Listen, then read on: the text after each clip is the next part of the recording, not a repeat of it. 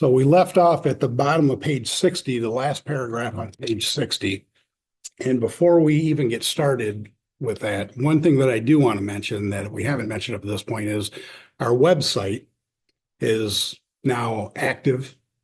It's up and running, www.1939aa.com, 1939aa, no spaces.com. And on there, you're going to find a video library of all of our sessions that we're having right now that covers the whole first portion of the book from Roman numeral number 1, which is the title page, all the way to page 164, full 196 pages of our recovery program. We're now going to have recordings so that you can go on there and look at them. It's all broken down as well by step.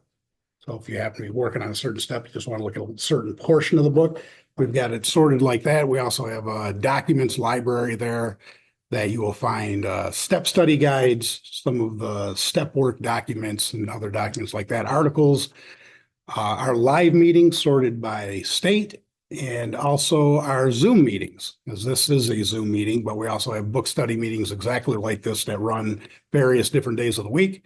And you'll find all of that on there. So hopefully you'll find that a useful tool, I guess I should say, and that'll be the end of my commercial with that. And let's get on back to where we were. Bottom of page 60. So we're in chapter 5 right now that started on page 58. So we're just getting into this deal. And in this chapter, we're going to see that we're covering steps 3 and 4. So we're starting on step 3. And just to bring us to where we're at in 60, I just want to do a little brief back on what we covered last week on page 58, where we started. First thing we got is you guys have probably heard it a lot of other meetings. Somebody please read the promises, right? And then somebody gets this laminated version of the promises of how wonderful life's going to be. It's basically what spiritual life is not a theory and all that. Those promises are in the book, and they're talking about step 9, talking about when we recover. But those are not there. Are promises throughout this entire book. And right here in the very beginning on page 58, we see the 3rd step promises. Right there in the beginning. And it says, this is our promise. It's going to be rare for you to fail to recover if you thoroughly follow our path. If you do exactly what we did, thoroughly, it's going to be rare for you not to recover. That sounds like a great promise, isn't it? You know who that I find that seems to be the greatest promise to? Is the guys that were like me when they started learning this information, where I had bounced in and out of AA for 10 years.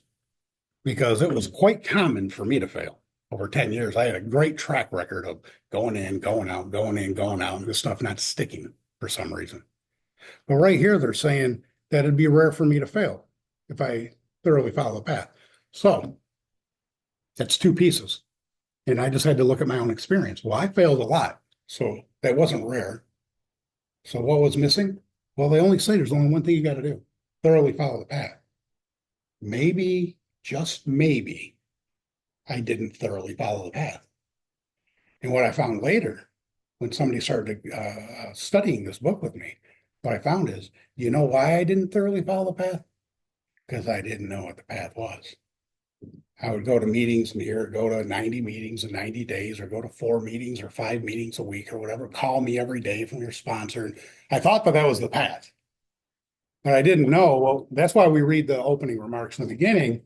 The path is in the first portion. The description of the AA recovery program is found in the first portion of this book, they told us. They wrote this book to show us precisely how they recovered. So if I find in this book precise directions on how they recovered, then maybe that would be where I could thoroughly follow a path, because I have precise, clear-cut directions to do so.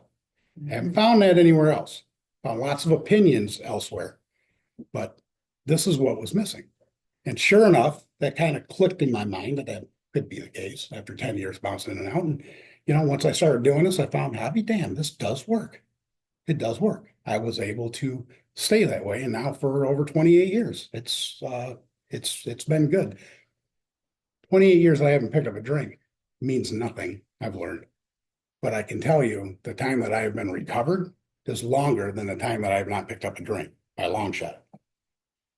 I am much more interested today in my way of living, in my peace of mind, in my sanity, and my just general happiness. I'm much more interested in that in somebody than how long they've been sober. because there is not a direct correlation of that.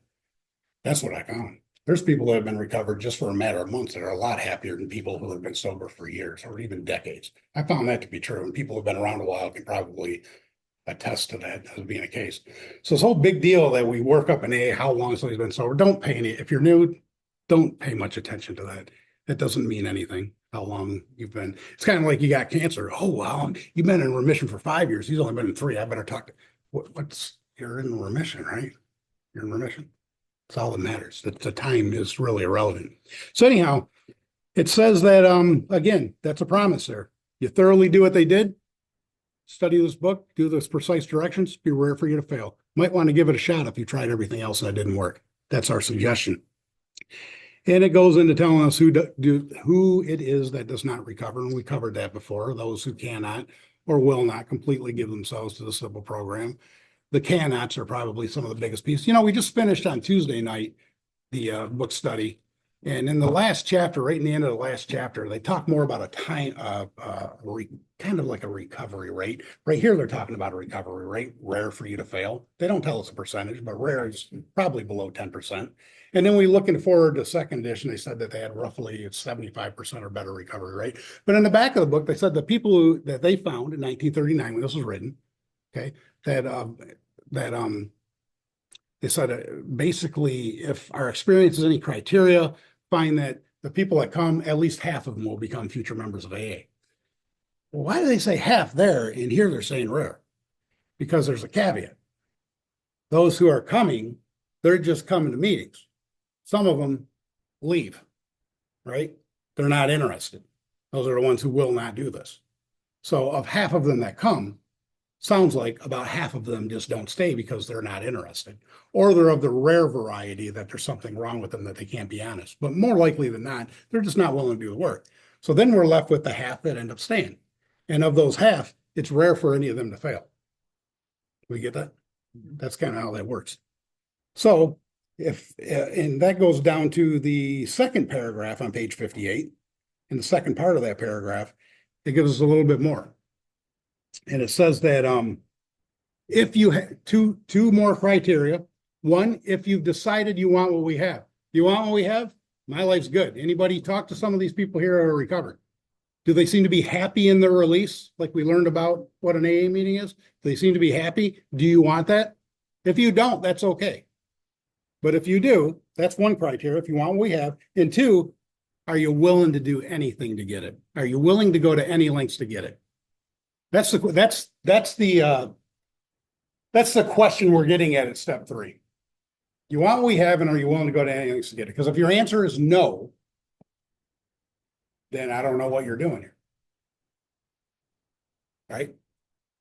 Because we found also, it goes on later saying half measures avail us nothing. It's not like if I did some of what you do, if I come to the meetings and just listen a little bit, but that's really what I do. What's that going to get you? Nothing. It's not going to get you half recovered. This is all or nothing. Half measure. So, and they talk about standing at the turning point. That's it. We're on a fence. You're either going to make your decision, which is what step 3 is about, to move forward or not. So if you want what we have, you're willing to go to any lengths to get it, then you're ready to go forward. It says, then you're ready to take certain steps. So now we're talking about step 3. So those are the questions to ask yourself if you're new. Have you answered that you want what we have and you're willing to go to any lengths to get it? The first length is probably going to be to get a mentor to sit down with you to go through this book and start following those directions. If you have not done that yet, then I would ask you to ask yourself, am I really willing to go to any lengths? Because that's a small length to go to get somebody to work with you through this book. And we have got people in here who are recovered. And I don't want to harp on everybody in here that's here to recover, but we have gone over this incessantly about who approaches who. It's those of us who have recovered that are supposed to be approaching us that are new. Beginning of the meeting, we ask who's here less than 6 months. This isn't to point you out. It helps me to make sure I focus on more of the basic information for new people, but it's also for the people who are here who have recovered to know who to go to talk to after the meeting to see if you got a mentor or if you need one, because that's our job. That's our job to be doing that. All right, so enough on that. They said they couldn't find an easier, softer way. I think we covered that. Now we get over to page 60, and we get done reading those 12 steps that were written out there. And we get to second full paragraph on page 60. And now they're wrapping up step 2 here, and they're giving us our qualifications for step 3. They're going to summarize it. It says our description of the alcoholic. Where did we get the description of the alcoholic? Step 1 was to concede to it. We found on page 30, directions for step 1 were to concede to our innermost selves that we are alcoholic. That means we got to know what an alcoholic is. First thing they're saying, our description of the alcoholic. Where did we get that description? If you remember correctly, it was the doctor's opinion, chapter 1, chapter 2, and chapter 3. Because right at the beginning of chapter 4, it says you've learned something about alcoholism in the previous chapters, and we told you what an alcoholic is. So all that information, that's their description of the alcoholic. And then chapter 4 is called what? We agnostic. So it says our description of the alcoholic, the chapter to the agnostic, that covered step 2. In our personal adventures before and after, that's all of the case studies that we read up to that point through chapter 4. It says all of that information basically that you've read up to chapter 5 made clear 3 pertinent ideas. This is what you should have got out of it. And you need to answer yes or no whether you think that you have bought into this deal. Are you convinced of A? Are you convinced that you are an alcoholic and cannot manage your own life? That's a qualification to move to step 3. You're not going to make a decision to turn your will and life over to anybody if you think you can still manage it well. This makes sense. So are you convinced that you're an alcoholic, cannot manage your own life? That's A. B, are you convinced that probably no human power could relieve your alcoholism? Are you convinced that no amount of therapy, psychiatrists, religious activities, nothing that is of the human nature for a solution is going to work for me? Because they say that alcoholics, we are beyond human aid. Are you convinced that you're beyond human aid? If not, again, you're not going to turn to a power greater than human power for a solution if you still think there's a human power that's available. Are you convinced of that? And then C, are you convinced that God can and that he will if he were sought? Where do we become convinced of that? Talk to anybody here who's recovered and ask them, how did you get that way? And every one of them is going to say, God. So it wasn't me. I was beyond human aid. It's God. That might convince you a little bit that maybe God can and maybe he will. And the second part of that is if he were sought, who's going to do the seeking of God? That sounds like it's going to be our job now. Sounds like something we're going to have to do. If we seek him, we're convinced that he will relieve us of our alcoholism. If you're convinced of those 3 things, then you're ready for step 3. Now, how do I know that? Because I'm just making that blanket statement. But if you read the next sentence, being convinced we were at step 3. How are you convinced? A, B, and C, that was just written right before it. Which is that we decided to turn our will and our life over to the care of God as we understood him. That's the decision that we are about to make. Doesn't sound like it's asking us to do anything other than make a decision. Step 1 was determine we're an alcoholic. That's either yes or no. You're going to study some information and then determine whether you are one. That's it for step 1. Step 2, do you believe or are you even willing to believe that there's a power that can relieve it, your alcoholism? That's just a yes or no question. You done with that? If you answer yes, you're done with 2. 3 is we're making a decision now to turn our will and our life. Our will, as it's been explained to me, our will is our thoughts. Whatever my willpower is going to do, that starts with thought. All action is born in thought. It all starts with thought. So my will is going to be my thoughts, and I'm turning my life. My life is nothing but an accumulation of every action that I've made up to this point. So what we're making a decision to do is turn our thinking and what we're going to be doing in our life going forward. We're turning that over to God. In other words, it's not my will anymore. It's not me making decisions to run my life anymore. I'm going to turn to a power greater than myself to guide my life and tell me what I need to do. Now, this is actually, there's going to be some action involved in this. And if you just think about it, basically, if I'm not going to determine what I'm going to do and God's going to determine, well, how do I know what he wants me to do? Well, there's a simple answer to that. Sounds like at some point we're going to need to ask, right? We do the seeking. Believe it or not, we can ask what he wants us to do, and believe it or not, sooner or later, we will get answers to that. All of us who have recovered know that. That's part of our way of living. So that's what we're looking to do, is turning our thinking. interactions over to the care of God. It says, now, this is where we left off. The first requirement, I would underline that because this is the first time we've seen a requirement in this book. You'll hear often in AA meetings, people say, there's no must in AA. Well, while there may not be any must in the fellowship of AA, we have got clear-cut directions that must be followed thoroughly if you want it rare for you to fail. And the word must has got many synonyms. Requirement is one of those. Requirement sounds like a must, right? So the first requirement for step 3 is that we be convinced that any life run on self-will can hardly be a success. That's a big one. We're not talking about alcohol whatsoever here. Are you convinced that running your life on self-will will never be a success? That's a big question. Think about it.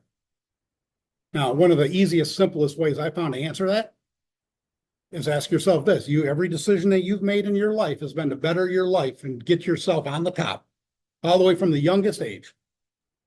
Every decision you ever made got you to exactly where you are today. Was it your plan to be sitting in an AA meeting on Saturday morning? Because that's what every bit of your best thinking and best actions have brought you to. If you think that you can still find a better way, you may have to go back out there and do some more drinking to be convinced more. And they'll tell us that throughout this book. It's not being sarcastic. This is either you've had enough or you haven't. Are you willing to go to any lengths? Are you convinced that living my life on self-will is not going to work? You know, when we talk about willing to go to any, there's going to be some great lengths we're going to find in these directions. A new way of life, a new way of thinking, and a new way of living. Everything is going to change, right? So that's the first requirement. Any life run on self-will can hardly be a success. And they're going to explain why if you're not certain that that self-will is not conducive to a successful life. It says on that basis, running life on self-will, on that basis, we are almost always in collision with something or somebody, even though our motives are good. Most people try to live by propulsion. So what do they mean by when we're living life on self-will, we're almost always in collision with somebody? Because even people who are not alcoholic, many of them are trying to live life on self-will. I want what I want, you want what you want, boom, in collision, constantly, constant collision. Most people try to live by self-propulsion, not just alcoholics. Each person is like an actor who wants to run the whole show, is forever trying to arrange the lights, the ballet, the scenery, and the rest of the players in his own way. If his arrangements would only stay put, if only people would do as he wished, the show would be great. Anybody ever feel like that in life? Oh, yeah. And what did that lead to? I think we found on page 52 not too long ago. Did we come here having problems with personal relationships? Could that have something to do with the collisions that we're having as we're trying to align our way and people are trying to rebel against it? Maybe. If people would only do as he wished, the show would be great. Everybody, including himself, would be pleased. Life would be wonderful. In trying to make these arrangements, our actor may sometimes be quite virtuous. He may be kind, considerate, patient, generous, even modest and self-sacrificing. On the other hand, he may be mean, egotistical, selfish, and dishonest. But as with most humans, he's more likely to have varied traits. So what usually happens? The show doesn't come off very well. He begins to think that life doesn't treat him right. He decides to exert himself more. He becomes, on the next occasion, still more demanding or gracious, as the case may be. Still, the play does not suit him. Admitting he may be somewhat at fault, he is sure that other people are more to blame. He becomes angry, indignant, self-pitying. What is his basic trouble? Is he not really a self-seeker even when trying to be kind? Is he not a victim of the delusion? A victim of a delusion. A delusion is a thought that is not real. He's a victim of the delusion that he can wrest satisfaction and happiness out of this world if he only knows well. I would highlight and underline that. That is a delusion. The idea that we can wrest satisfaction and happiness out of this world if we only manage well. This is a lifelong conception for most of us that needs to be thrown out. Is it not evident to all the rest of the players that these are the things that he wants, and do not his actions make each of them wish to retaliate, snatching all they can get out of the show? Is he not, even in his best moments, a producer of confusion rather than harmony? Our actor is self-centered, egocentric, as people like to call it nowadays. He's like the retired businessman who lolls in the Florida sunshine in the winter, complaining of the sad state of the nation. The minister who sighs over the sins of the 20th century. Politicians and reformers who are sure all would be utopia if the rest of the world would only behave. The outlaw safecracker who thinks society has wronged him, and the alcoholic who has lost all and is locked up. Whatever our protestations, are not most of us concerned with ourselves? Are not most of us concerned with our resentments? And are not most of us concerned with our self-pity? There's about 5, 6 lines maybe in this book that I have found in my experience to be of the utmost importance if you don't underline anything else. And this to me is number 1, the next statement. It says selfishness, self-centeredness, that we think is the root of our troubles. But that's telling us right there, if we haven't made it clear already, the root of the trouble of the alcoholic is not alcohol. Alcohol is a symptom, we've already read. The root problem is selfishness and self-centeredness. And every time I think about this root, I just think back to my mentor, the way that he would explain this is he came from the north, just as I had. I came from Michigan. He was on the East Coast, but we had similar seasons. And he'd always talk about in the springtime, you know, your grass is starting to green up, everything's looking great, and you mow your lawn, you cut your line, and it looks just beautiful. Everything looks great. And then you come out a couple days later, and you got these ugly yellow things popping up all over the place. We call those dandelions. They start popping up, make the lawn look ugly as sin. And we become embarrassed, you know, with the neighbors and all. So what do? We get out there with our lawnmower and we run them over and we chop those heads right off them, and now we've got a nice green lawn again.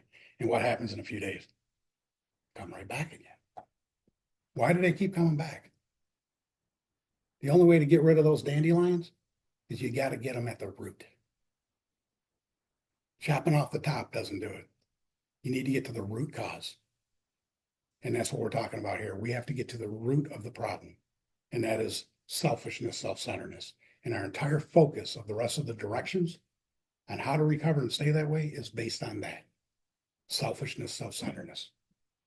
Make sense? It says, driven by 100 forms of fear, self-delusion, self-seeking, and self-pity, we step on the toes of our fellows. What do? They retaliate.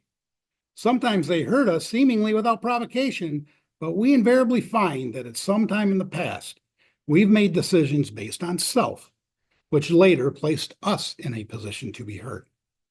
So our troubles, we think, underline this, are basically of our own making. Who made our problems? We did.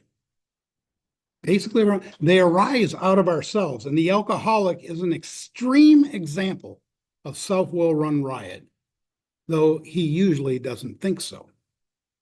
This is the second most important line. If we know that the root problem is selfishness, self-centeredness, and we know that we're going to get a whole lot of clear-cut directions here, right? The next sentence starts with above everything. That means of all the directions that we're going to give you, you know what's going to the top? Above everything, we alcoholics must be rid of the selfishness. No must in AA.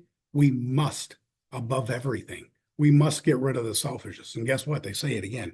We must, or it kills us. Jack Daniels isn't going to be what kills us. It's selfishness and self-centeredness. That's what's going to kill us. Pretty important statement. We must, or it kills us, and God will make that possible. This is another piece. So what do we think of that? We got to get rid of self-centeredness, selfishness. My initial thoughts when I first read that is, well, then that just means that I need, if I'm aware of this now, I just need to be a little bit less selfish and self-centered. Maybe the next time my wife or my kids get under my skin, I need to let it go, right? Next time an old lady's approaching a door, I should open it for them. Maybe help somebody with their groceries out. Try to be a little less selfish. And that should get rid of it. That's not what it says here. Next sentence says, there's often seems no way of entirely getting rid of self without his aid. Damn, we need his aid again. Didn't they say that we're beyond human aid with our alcoholism? And now they're saying our root problem is selfishness, and we can't get rid of that without his aid. Interesting. Many of us had moral and philosophical convictions galore, but we could not live up to them, even though we would have liked to. Neither could we reduce our self-centeredness much by the wishing method or by the trying method, using our own self-will. We had, there's another key word for must, had to have God's help. Sounds like we're going to need him for this too.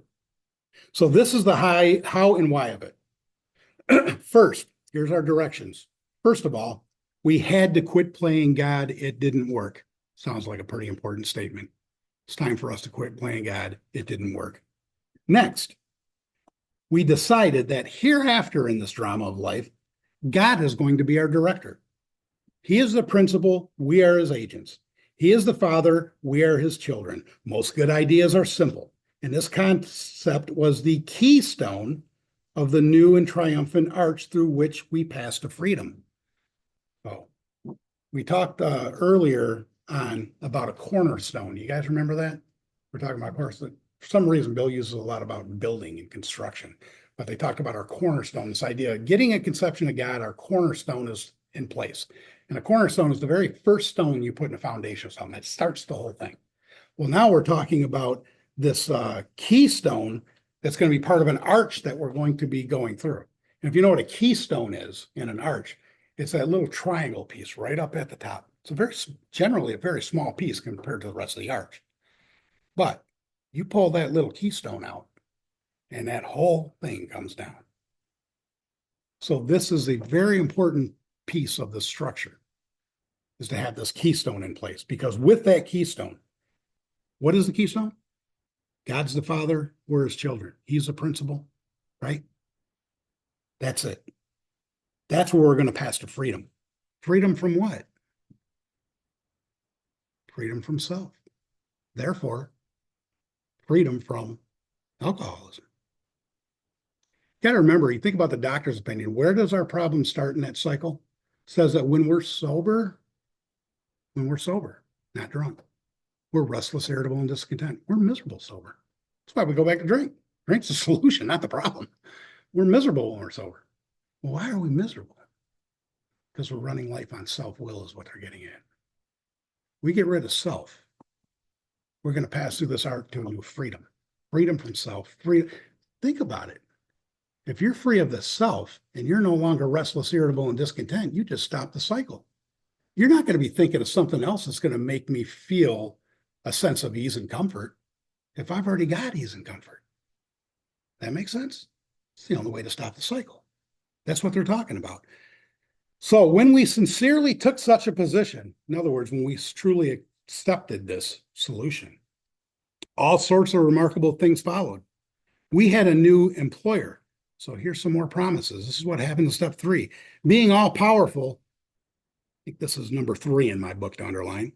He provided what we needed if we kept close to him and performed his work well. Now that statement just tells us what step 3 is about. When we're making the decision to turn our will and life over to the care of God, it doesn't work like this. God, do it. And I'm going to sit here and wait for you to make it happen. This is a handshake that we're making with God. In other words, he's going to do something for me if I do something for him.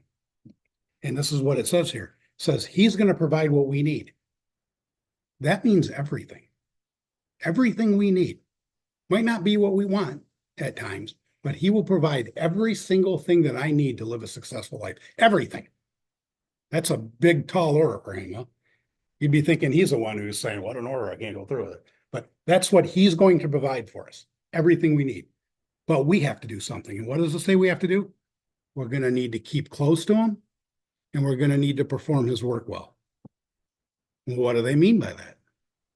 When we turn our thoughts and our actions, we talk about we're going to be living life based on what he wants us to do. We're going to need to stick close to him and perform his work well. We're going to stick close to him by prayer and meditation to ask him what he wants us to do. And then we're going to perform his work well, right? Not just kind of perform his work, but well. He's going to provide what I need to the same extent that I am performing his work well. That's the deal here. That's what we're going to be doing. This is a two-way street. Established on that footing, we became less and less interested in ourselves, our little plans and designs.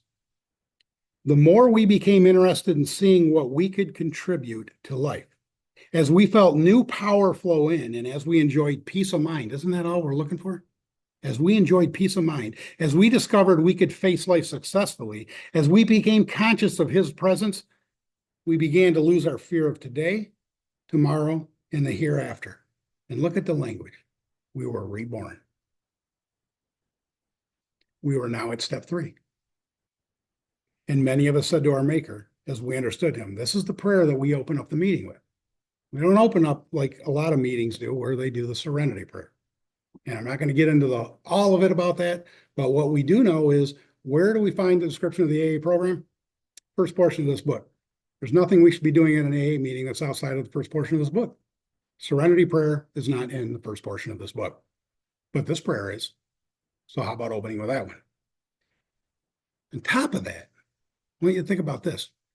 What did we just find out our problem is? Selfishness, self-centeredness. Look in this prayer. God, I offer myself to you. We just talked about this. You build with me as you want. And get the next line. Relieve me of the bondage of self.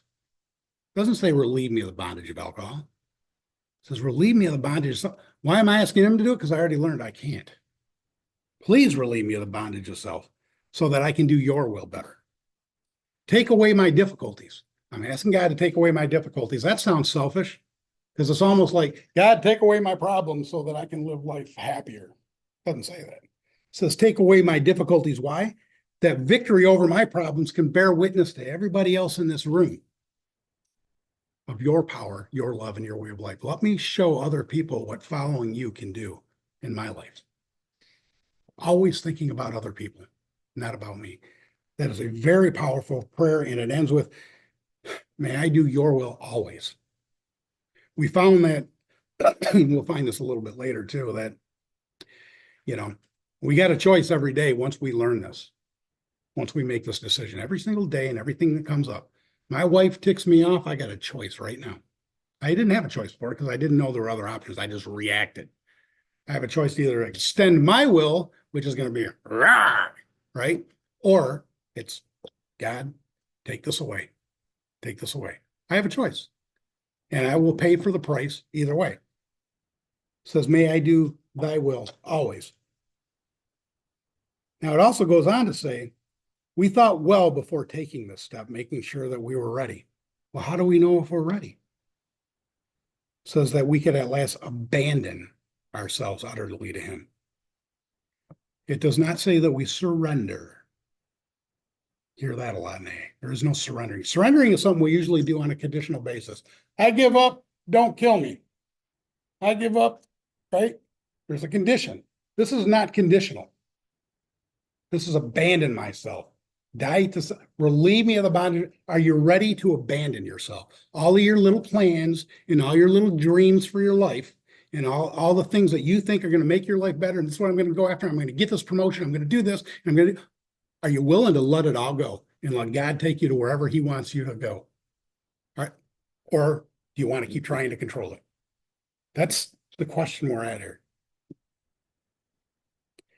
We found it very desirable to take this spiritual step with an understanding person, such as a wife, best friend, or spiritual advisor.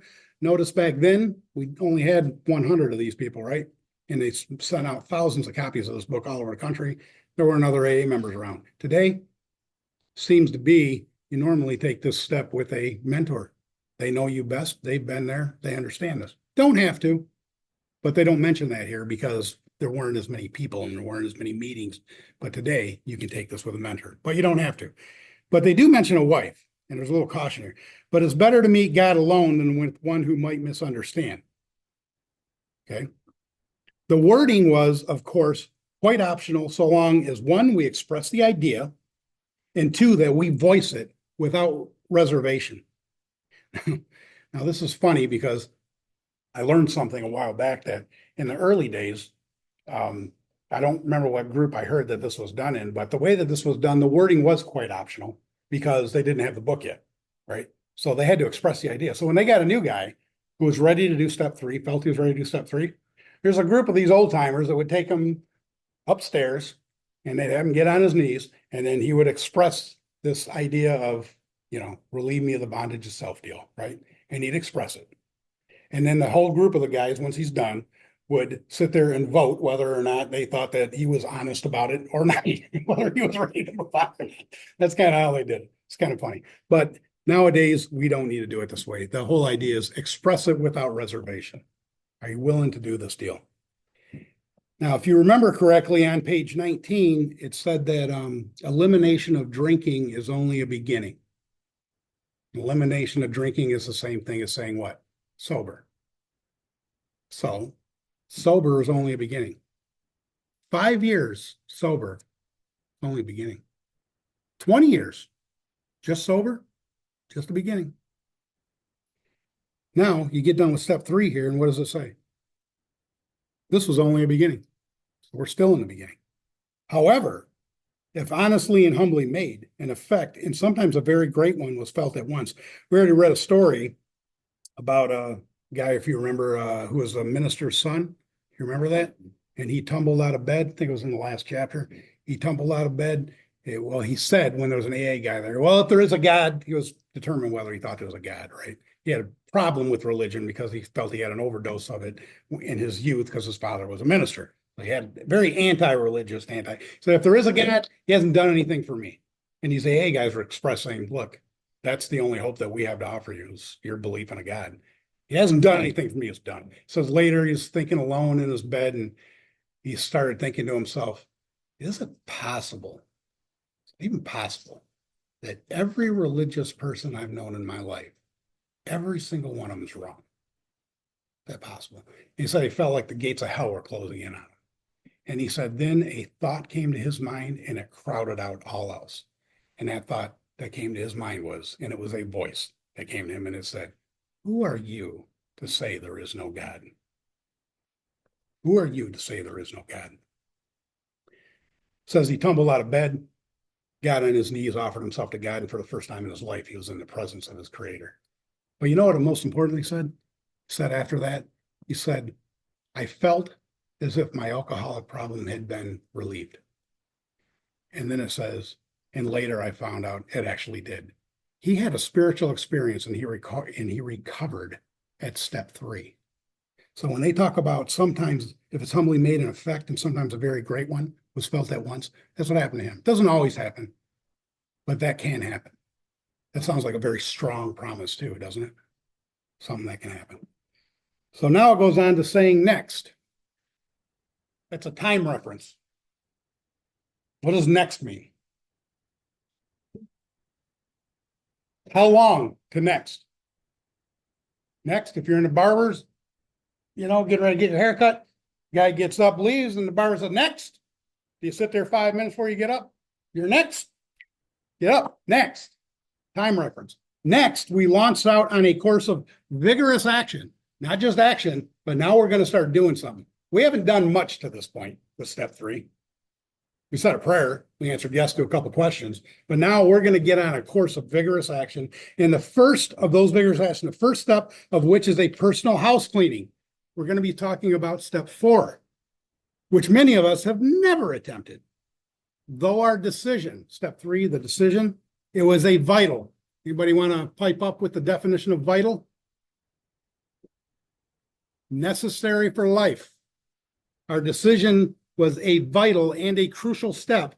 It could have little permanent effect unless at once followed by a strenuous effort to face and be rid of the things in ourselves which had been blocking us. So even though you may have what happened to that pastor's son, a great effect may have happened, it tells us here, it's going to have little permanent effect, people.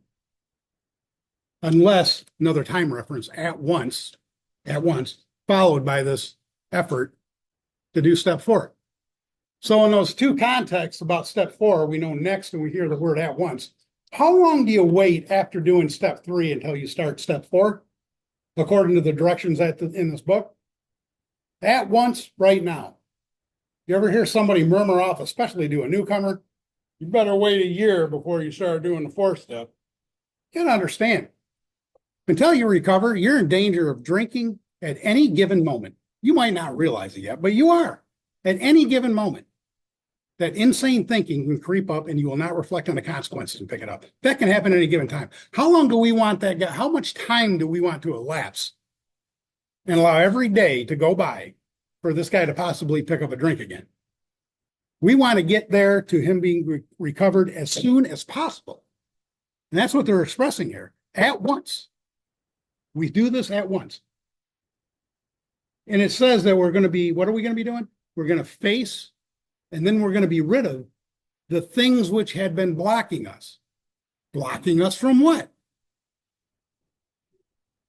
What we're going to find is, even if you want to turn your will and life over to the care of God and you're an alcoholic, we are so filled with the selfishness and self-centeredness in our minds that we're blocked off from God. This idea of doing step 4 through 9 is to get rid of this garbage so we can start with a clean slate so that we have a direct communication with God so we can find out what he wants us to do and we can go out and do it. We are blocked until that happens. So what we're going to first do is find out what is blocking us. Okay? Now underline this. We haven't made this clear already. Our liquor, here's what we're talking about alcohol, was but a symptom. So we had to get down to the causes and conditions. Root cause, selfishness, self-centeredness. Right there, we'll stop for the day.